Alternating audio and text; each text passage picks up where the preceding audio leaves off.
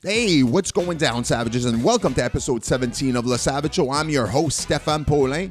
And before I get to my guest for episode 17, I'd like to invite everybody to go subscribe to the YouTube channel SVGTV. That's SVGTEEV, where Le Savage Show is being uploaded every single week. That's right, SVGTV on YouTube. Subscribe now and don't miss any future episode of Le Savage Show and any future content.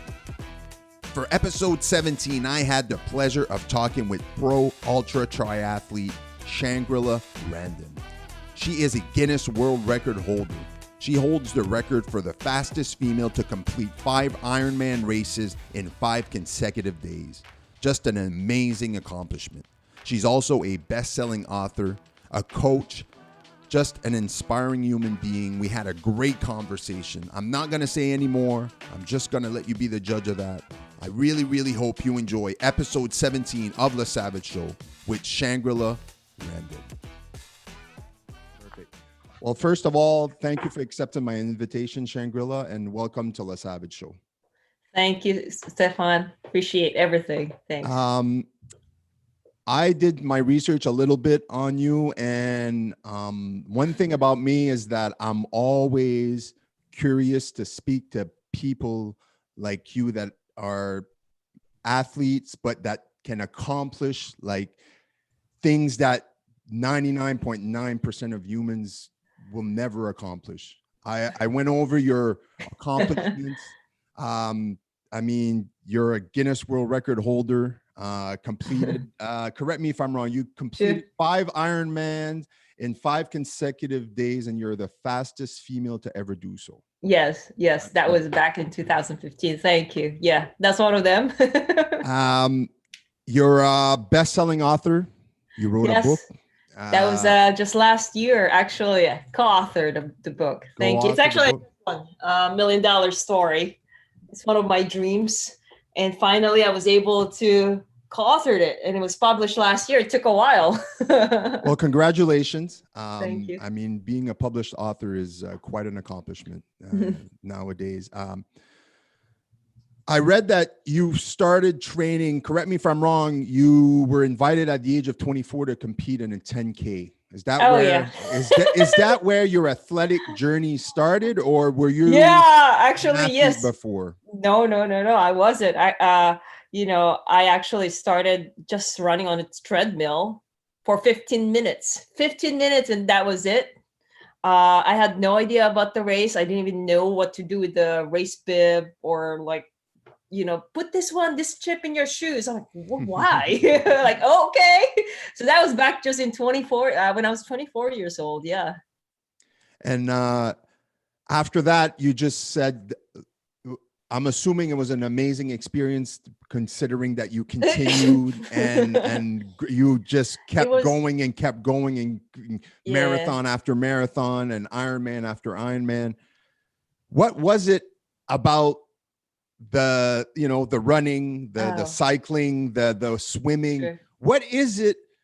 I'm always intrigued to speaking to people. You know who David Goggins is? Oh yeah, definitely.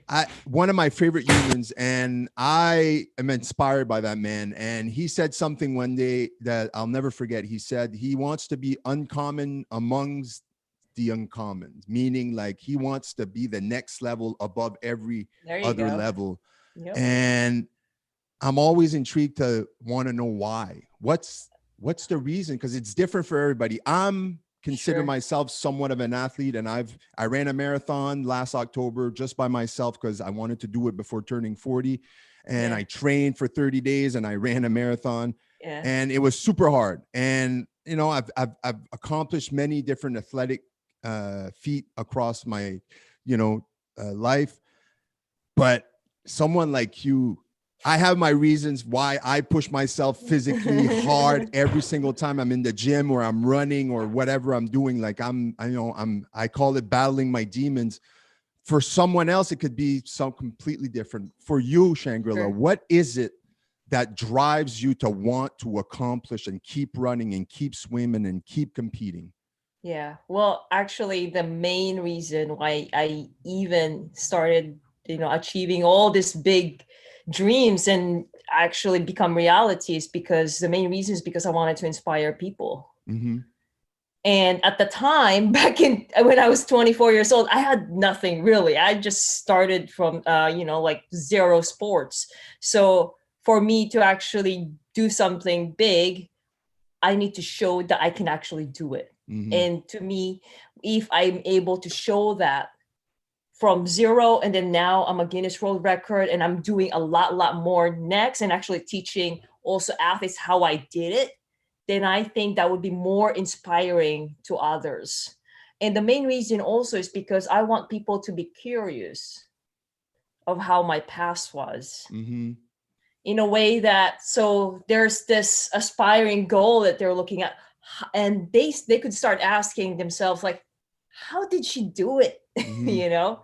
Because I was coming from zero background. And then now when they get curious and read more about it in my website, or ask around, they will realize that I actually had a horrible past. Mm-hmm.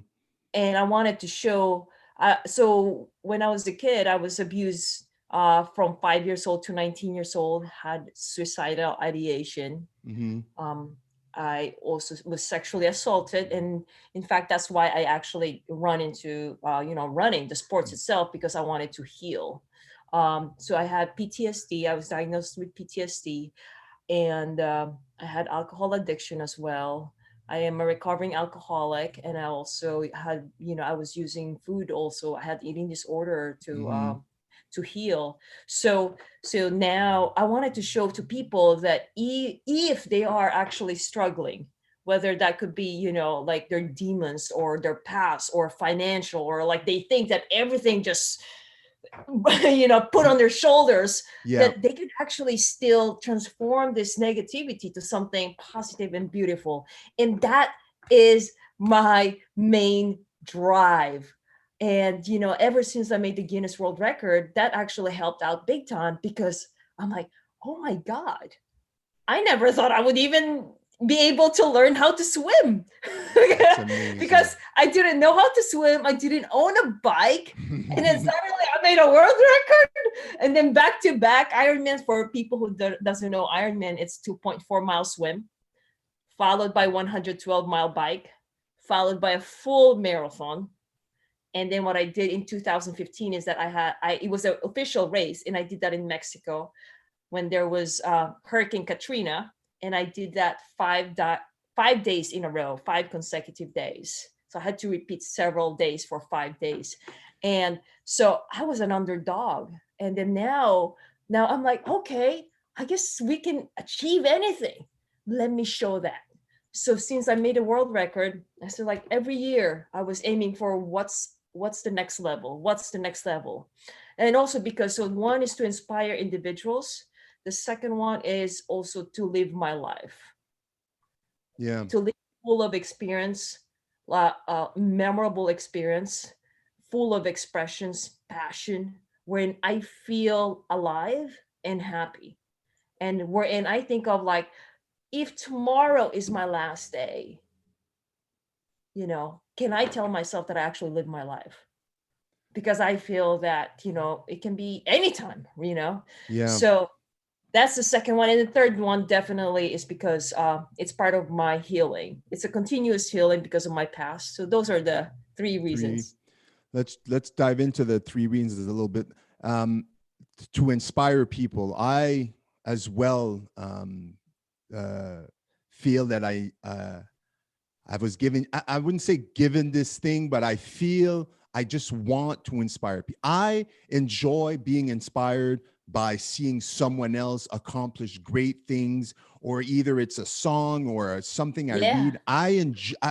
There's something when I feel inspired and motivated that I can take over the world. And if I feel like that when I see someone else, I know that we're not all at the same level, and we don't all aspire to the same people, right? Like, so my train of thought was always like, well, maybe I'm not that accomplished in many things, but I did accomplish certain things, and I do push myself, and I am a great example in the things that I do, right? So then I thought to myself, if I'm able to inspire even just 1 or 2 people Yes. by a post I do on Instagram, by a video, by one of my podcasts or anything. Or like I said, I ran a marathon. For 30 days, I said to Mhm. myself, I'm gonna run a marathon. I Googled Ah. training marathon 30 days. If it I did was the same right. thing. And I'm like, okay, I found this guy that did it. I copied his workouts and I started running. And before I started running the 30 days, before the date that I had set, because I was turning 40 and I wanted to make sure that I Yeah, did this before 40, sure. I said, okay, I'm gonna do this and I'm gonna keep going forward and train. But I never thought, oh, I committed to this and nothing was going to stop me. I didn't have any idea Sure. how hard it was going to be. Before that, the longest I had ever ran was 10 kilometers. And that was That is years so, ago. And yeah. I remember the first time I ran during the 30 days, I ran a 16 kilometer. It was the first time that I ever run over 10. And I remember getting back home, looking at my time and going, all right, this is not bad. And I'll be able to, What's next? it's like, okay. And I kept going. And every week I would stretch it out. I Yeah. ran a half marathon the Saturday before. And then the next Saturday I ran a full marathon. And Wow. and I've always been like that. I've always been like, I set a goal or an accomplishment, and it doesn't matter how much it's going to hurt, how much pain my Yeah. body was in, how I never even realized, like, even now, months later, I still feel certain things from, the 30-day grind that I put myself through. And people would send me messages. They're like, you're crazy. What are you doing? But most people are like, bravo, good Yeah. job, keep Yeah. Yeah. going, we're all behind you. People felt like, man, this guy's going to accomplish something big. They all got behind me. And I'm like, just by my action, I was able to inspire Yeah. certain people.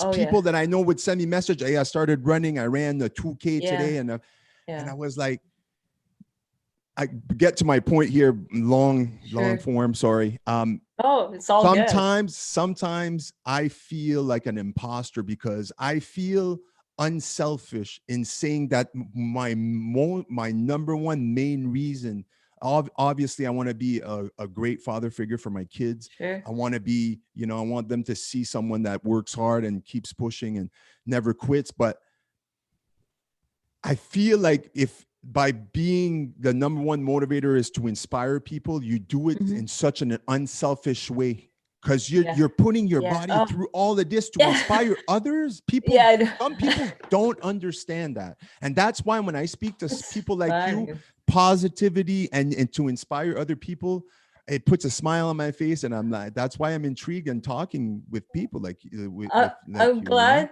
I'm glad you brought that up because that to me it's natural. I don't even think about it. Exactly. It's like an instinct, right? Your It's just the instinct is way it to do is. this to inspire Yeah. others so that they can maybe Yeah. not run 5 Ironmans, but maybe they're like, you know what? I'm going to run a 5K I'm going to train and in 2 months, I'm going to set a goal for 5K.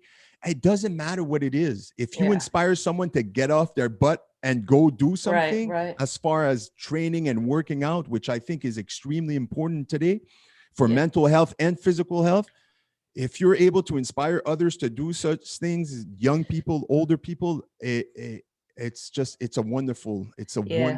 wonderful thing. Yeah. um to talk about your past, I know you mentioned that you had quite a not so fun childhood. Obviously, I use working out to get rid of some anxiety, some depression, and also to combat the demons that tell me, like, you're no good, you're don't Sure. this, don't do that, you're wasting your time. I kind of like to prove them wrong. I have this chip on my shoulder. Mhm. It's from many different things. Yeah. Yeah. You use also working out, running, marathoning, all that to heal yourself. Yeah. Um, Yeah. is it every time? Is it a battle that you need to face every single day? Or does it come Hmm. and go where it's like waves, certain time of the year, it's higher and lower? Or is it a constant Well, battle every day? it actually is more of the personality itself. My personality is it's just I'm just hard on myself. And I'm actually I'm the biggest critic. So and I get impatient. It starts off in terms of my past, I'm actually healed already. It's more of getting better and maintaining it. And to me, I need to work out. Otherwise I'd be cranky. Are you afraid that if you stopped all this, you would go back to your old way and some of those demons would creep back in? 100%, right? Yeah. So like, for example, it doesn't have to be like a long stuff or like hard workout. Actually, even just for in the morning, especially if I'm busy, I just had to go out there, move my body, jog or just walk and just be happy with no expectation. And to me, that's very important. So to me, that's workout still. And actually it's more for peace of mind and just being free. So yes, I do need it. Yeah. I use it similar ways where like if I need to make, if I don't work out for a day or two because of certain things, my brain, it's foggy. I can't think straight. I'm unfocused. I'm trying to figure out. And then I start getting mad because I haven't worked out, right? You probably feel the same way. I feel that. You're like, man, I'm so disappointed in myself because I think we all have this in common. You mentioned it. Being like, there's no one I'm harder on than myself. I can't do anything right. It's never good enough. And if I ran that 10K at that time, I'm like, nah, I could shave 30 seconds off that time. And the next time I'm going to aim to shave 30 seconds. And if I don't do it, then it's like, it's that constant, like, it's good, but it's not good enough. Keep going. I sometimes, when I need to make a decision on something important, I'll put my running shoes on and I'll go for 10K. And then I feel much better. Yeah, right? I feel much better. Definitely. It's one of those things that actually like put me in the positive. Definitely. Yeah. And all your training, all your competing days, bring me back to a point that you can think of right now where you hit a wall during a competition, during a race where everything was, you wanted to quit. You're like, I'm done, but you overcame that. And then you kept going. Bring me back to one of those experiences, because I'm sure there's more than one. Oh, there's several. And I've always expected, especially if I'm going for a big race. So for example, one of them is actually just last year. Although a lot of races got canceled, I actually attempted for another Guinness World Record. So I made it to my second world record, which is I was aiming for the most 140.6 triathlon or Ironman distance completed in 34 days. In a row, consecutive? Or how many you can complete in 34 days? Sorry. Yeah. So 34 days. So that was the attempt. And of course, I know it's going to be tough because the most that I've done actually for back-to-back Ironman was 8 Ironman in 8 consecutive days. I did a lot of other races that are longer, but for the Ironman, it's 8. So now, after with, strong wind and then with lack of sleep, and actually my iron level was low. So that made it harder, lack of sleep. And of course the physical here and there, pain. And then plus I was falling asleep. I started coughing. I completed total of 10 Ironman in 10 consecutive days during the first portion. That was only on October 30. And, I suddenly just like, I know I could actually push through. I knew I could push through. And when I committed, to me at the time, quitting was not an option. However, the one thing that still felt like I just didn't want to be there, because I will push through in terms of physical, whatever it takes. However, it was more like the mindset is suck it up, suck it up, whatever pain. But then what really was hard for me is to do something that I was not having fun anymore. Or like I was not happy anymore. And I started asking like, okay, what am I doing? So, and I told myself, yeah, sure, I have a lot of experience and I can push through, and I knew I could. But then I still have what I think that time I still have 24 days more, 24 Wow. days, almost a month of just racing. And basically the racing is about 15 hours a day, and you sleep, and then that's all I did. And so, but the main thing that actually, like after that 10th race, the main thing that actually got me out there is that me feeling the gratitude that I was doing what I'm really passionate about, which is the sport. So the gratitude, me feeling blessed. And then the next thing is me feeling the love and support of the volunteers who actually showed up for the Mm. race to support, to donate. And I was actually, I raised funds for 4 charities for that world record. And it was for a charity that for individuals with PTSD, to empower women, to also for abused and underprivileged children. So Wow. the Okay. next thing is actually, who am I doing it for?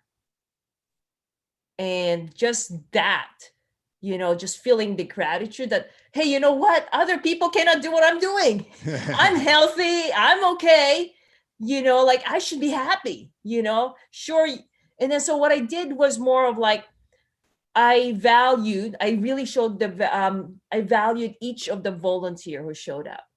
I did not see them just another volunteer, although a lot are showing up, but each one of them, I value them as a person, as an individual. And actually, I took time to get to know them. Like, I'm like, they could feel that I was so thankful that, they could be at work, especially with COVID last year, Yeah. until now. And then, but they're there.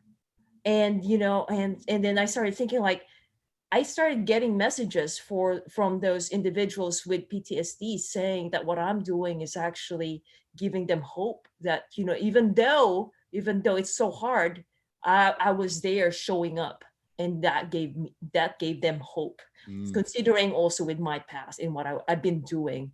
So that actually got me through overcoming something, similar to quitting, wherein it's just not fun. I was in a dark moment. I'm like, oh, I just Yeah. wanted to throw my bike actually. Like so but yeah, so that was that. That's what I did. It's just feeling gratitude. That was very, very important. It's important being grateful for, like you mentioned it, simple things like being able to will your body to do those things. Yes. You're physically capable, because there's Yeah. thousands I upon millions of know. people that Yes. don't have the Oh my physical God. capabilities, Yes. right? So you being grateful just for that and going, listen, I have a privilege here that Yes. I have a strong mind because of my past, and I'm able to will my body to Thank do you. these great things, which are all amazing. And people in return, they go, hey, I'm looking up to her. Yeah, you And I'm said like, it better. let's go, let's I go. know. For me, for example, it's like I picture my kids. When I was running and I was wanted to quit, I would picture my kids looking up, watching me on TV, like if I was being filmed. I was by myself, no one around. But I imagined someone filming me and broadcasting on TV, and my kids being at home Yeah. watching me Oh, and yeah. going like, "Oh, Yeah. look, daddy's there." Like I'm gonna quit while my kids are watching me on TV. I know it's all made up in my head, but do you Yeah. understand how many things I Yes. make up in my head to overcome? That's what Good I do. job. I Good I make job. up Yes. stories and I overcome them. So and then I realize I'm like, huh? Like the I think a lot of people, and even my wife, like she would look at me and she's like, I do not understand how. She physically did not understand how I would be able to run for so long, but not that, but push through. She would see me get home, my hip would click, Oh my like, God. like Yeah, pain, yeah. stretching and foam rolling. But I was like, nope, I was determined to do this because I had set it as a Man. goal. And if I set something in goal and I tell people about it, I will do it. I cannot take the disappointment Yes. somebody expects. It doesn't matter if that person doesn't know you well, but they're like, hey, he said he was going to run 42. He's been posting videos about it. Hey, let's see if you can do it. Not Yes. I get there on the race day and I'm like, oh, well, I ran 13 kilometers. I cramped up and I stopped. But no, Good I job. cramped up at 26 kilometer and I kept going till 42. And I was like, Yes. but I made it through. And I was like, I was Yes. happy with my time and I accomplished. And now later on in life, when I go through something hard, I keep that as in catalog, Yep. right? You go, oh, Yep. remember that time you ran 42.2 Yeah. kilometers? Yeah. A lot harder It's than this right now. So exactly. buckle up and, Yep. get off your high horse. I think the advantage of that one is that you actually gain experience that no one would ever give it to you. You give it to yourself. And that's what I tell That's my a athletes, great point. That is it's an just like, amazing point. it's just like, so for example, that's why I love the experience, because it's just right in my head. I can just pull it and then now you go back to it and then you use it. Yeah. Awesome. I like a lot of people, like I post crazy workouts sometimes at the gym and people would go like, why do you do this 3-4 times a week? Why don't you just go to the gym and just do regular stuff? Why do you have to constantly push cardio wise, push? And I never know what to answer, because the way I think about it in my head is that one part of my head is like, well, a little part of it is I'm prepping not my physical body, number one, if I need it. It's like a weapon. Like if I need to, I come from mixed martial arts. I did mixed martial arts for 10 plus years. I've been in cages and I've had fists thrown on my head. So that's a completely different game. But the mental aspect, like every single time I go for a run, every single time I go for a workout and I push that moment that I say, okay, it's enough. And I push past, my mind gets a little sharper and it gets a little bit stronger, so that the next time it's easier. People don't make the correlation sometimes of like, you do something hard, the next day is easy. You do something harder, then it only gets easier the harder you work, because the harder you push, the next day you're like, that's peanut. I did that yesterday and I wasn't even feeling that great. And exactly. And those are the people I want to speak with. Those are the people I want to question, because I'm like, how do you do it? So last question before we end it. Sure. Yeah. You're a coach, Feisty Fox, right? Yes. Feisty Fox coaching. Yeah. What if anything from your past personal experience and athletic experience now with all the feet,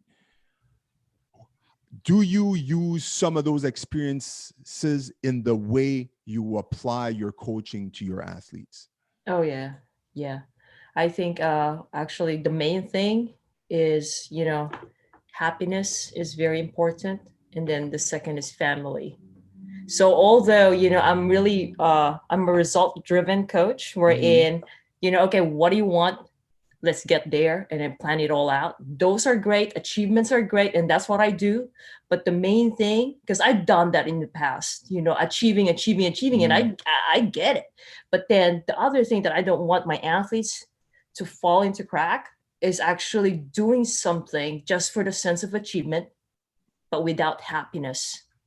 And then losing or dropping the ball of their happiness, or being thankful for the support of their family, meaning that they just focus definitely going obsessed, or, just really focus on the sport, but without consideration of other areas of the life, which could cause unhappiness.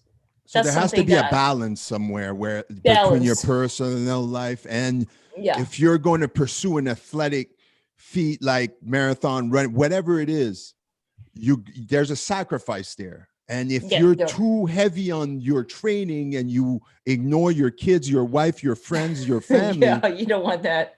You might be happy, but everybody else is unhappy with you. And then when you're surrounded by these people, they're like, we don't like you anymore because you're never. And so I get the balance. I think balance is extremely important, because I get carried away and I'll go head first, eyes closed, and I'll just be like, just direct me to the end, right? Me too. I do, like, when I commit to something, I'm like 100% or overly 100%, because I really want to give my best. However, I still need to make sure that I still take care of other things, and that where comes, time management, discipline, consistency, communication. Mm-hmm. So now that's what I like about it. When someone's and an athlete actually dreams something big, it's so big that the athlete actually evolves to someone much better person Mm-hmm. overall, That's because right. that dream will not be achieved without actually transforming or evolving to a better person. Yeah. So that's what I coach. It's not just the sports really, but it's how can you actually train injury free and still maintain happiness, still maintain balance, still have a good health, still Yeah. sleeping. So those things. Yeah. Happiness is something people like. I did not expect that answer, but I do understand what you Yeah. mean, because for me, battle sometimes. I'll always say this, and I've said it before. Like, I ran 42.2, and I don't even like running. I never did. It's never something I enjoyed running. Sure. I am not happy during.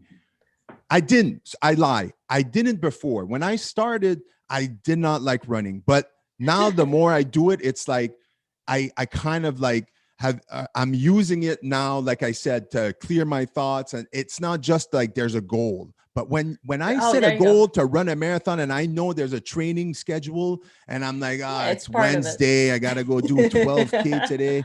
I don't feel like it. I'm not happy until the end. So Yeah. for me, I still experience that happiness sometimes, but sometimes I only experience that happiness when I'm done accomplish the goal. Today I need to run 12. It's gonna suck. It rains. I went running a couple weeks ago. It was minus 10 degrees here in Montreal. Sure. Cold, Yeah. freezing. I'm like, I need to run. My body is Yeah. telling me, like, you There you gotta go. do something. Right? We're pandemic Yeah. here, locked at home, can't do anything. Go for a run. And it wasn't fun. Did not have any happiness. But at the end, when I got home and I sat back and I was in the shower, I was happy that I went out there, and then I overcame that little pullback. Me, it's always like, oh, I want to do these great things. No, you don't. Sit back on that couch, turn Netflix on, just go enjoy time with your kids, go have Yeah. fun, do this, do Yeah. that. Sometimes I just got to force and will myself through. And the people that do it consistently, that face the struggle and then they overcome that struggle every single day, are people like you, people that go on to accomplish great things. And it's really nice to see. I'm really happy you came on the show and Thank you, spent some time, Stefan. gave me some time. Oh, definitely. Absolutely. Thank you. Tell my listeners where they can find you on social Sure. media and website and all that, please. Yeah, definitely. So I do have my website, shangrilarendon.com. Mm-hmm. I'm still racing. If you're looking for some excitement, follow me, shangrilarendon.com. For coaching, I do give free coaching, actually. Oh, There's a wow. Okay. Facebook group. Anyone who's curious about triathlon, questions, I give it out there. It's the Ironman and Beyond. So that's a Facebook group. But you can find feistyfoxcoaching.com. That's the website, which is, I'm going to spell the feisty, Feisty, and then foxcoaching.com. There's a book also, and then we're also working on a documentary film. It will be released this year. Beautiful. It consists of my story to inspire, which is actually, like my dream is to have a voice so I can inspire people based on my story. And I'm so glad. So that documentary film, including how I actually achieved the Guinness World Record and also even last year's world record. So that will be included there. Beautiful. Yeah. Thank you, Stefan. Thank you very much for accepting my invitation. And I really Till appreciate you next taking the time. time. So Of until next course. time, thank you very much. Bye. Bye-bye.